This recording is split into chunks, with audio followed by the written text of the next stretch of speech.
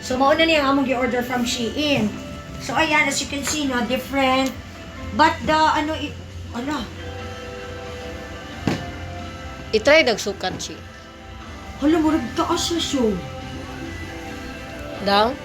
Hala, taas ang isa. Sige, try nagsukat.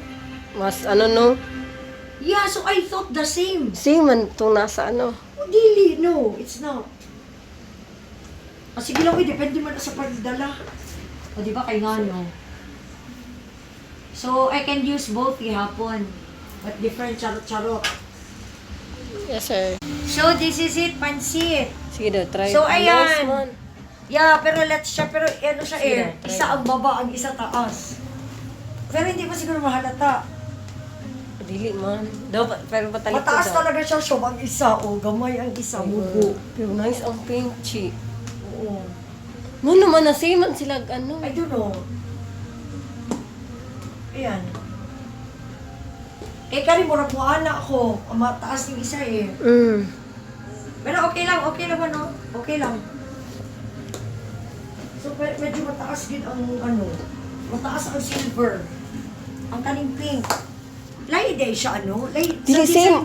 Same eh. Ito tugi ko ang tawa na. Check na ko sa kung ano. Sa design pa lang siya po. So, mean to say, iba ang pinadala nila. Ayan o, magkaiba pa lang o. Oh.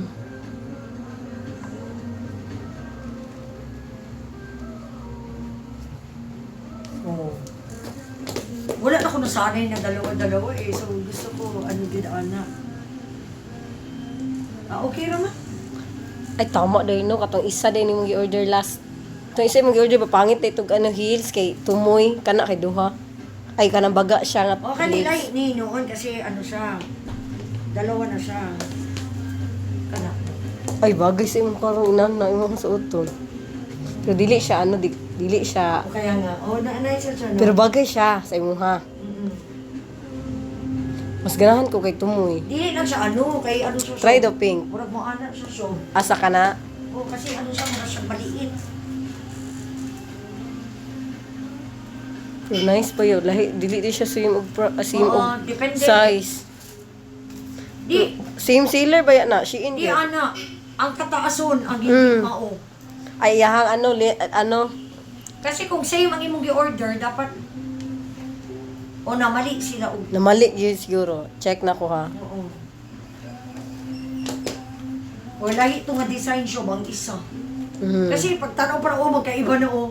Kasi kung pareha sila, lahi unta ang iya, di ba? Attract ko ng pink.